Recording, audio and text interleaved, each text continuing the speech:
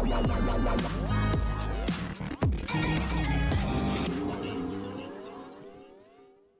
Everyone, channel को subscribe करें, notification bell press करें ताकि कोई भी जानकारी आपसे मिस ना हो पाए। आपको बताते हैं TV serial advocate Anjali Awasthi का सबसे हाईलाइटेड आज का सीक्वेंस।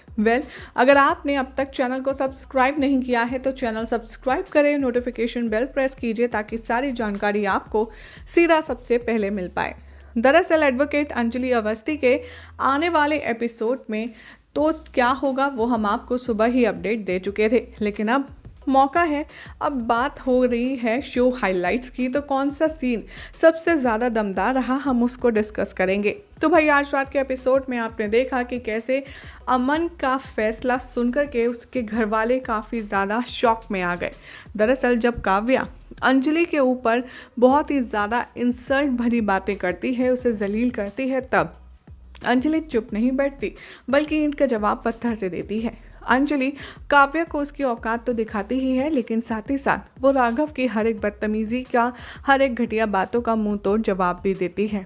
इतना ही नहीं, शो के अपकमिंग एपिसोड में आप देखने वाले हैं कि कैसे यहाँ पर अमन अपनी अंजलि का साथ नहीं छोड़ेगा। जब काव्या अमन से ये कहती नजर आएगी कि मुझे तो समझ ही नहीं आता कि तुमने अंजलि का हाथ थामा ही क्यों है, मुझे इस घर में तुम्हारी पत्नी बनकर आना था। तभी अमन कहता है कि मैं इस बात को अच्छे से समझ गया हूँ कि आप लोग अंजलि को कभी भी बहू का दर्जा नहीं देंगे और ना ही उसके साथ अच्छे से बिहेव करेंगे।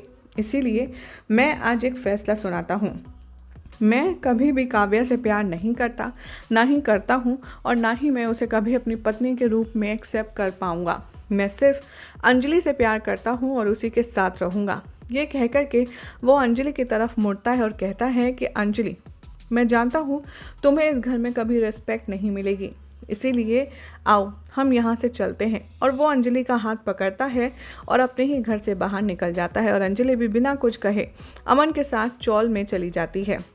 सबसे ज़्यादा हाईलाइट अगर कोई इस शो का रहा तो वो था आज का ये वाला सीक्वेंस, जहाँ पर उसकी माँ यानी कि अमन की माँ बार बार अमन से रिक्वेस्ट करती रही कि बेटा मत जाओ तुम हमें छोड़ कर के, लेकिन अमन अंजलि का हाथ पकड़कर उसके साथ उसके प्राउड के लिए, उसके ईगो के लिए और उसकी इज्जत के लिए अपना ही घर, अपने ही घर वाले और अपनी ही माँ को छोड़कर चला जाता है। अब ऐसे में सबसे ज़्यादा देखना इंटरेस्टिंग तो ये होगा कि क्या अंजलि जो अमन के साथ फेक शादी करके आई है इस परिवार में, उसका मेन मोटिव क्या है, और जब वो इतना सब कुछ देख रही है अमन को उसके लिए करते लिए, तो क्या अमन के लिए उसके दिल में कोई फीलिंग्स डेवलप होंगी? क्या लगता है आप सभी को? कमेंट कीजिए।